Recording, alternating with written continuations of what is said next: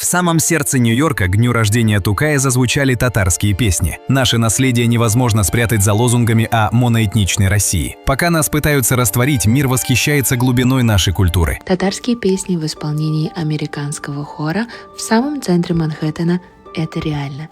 В этом году мы будем исполнять 2 песни на татарском языке.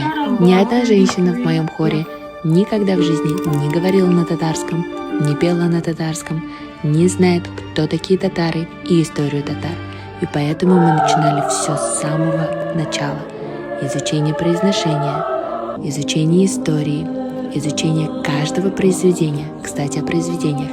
Мы будем исполнять «Акшарлаклар» из оперы «Кара Пулат» композитора Эльмира Низамова и татарскую народную песню «Умарзая» в аранжировке Милюши Хайруллиной. По какому-то чудесному совпадению наш концерт пройдет 26 апреля, в день рождения Габдуллы Тукая и в день татарского языка. Поэтому я приглашаю всех татар Нью-Йорка насладиться нашей родной, любимой татарской музыкой. В свободном Татарстане все ресурсы будут направлены на развитие родного языка и процветание нации, а не на чужие интересы. Наше будущее в нашей идентичности.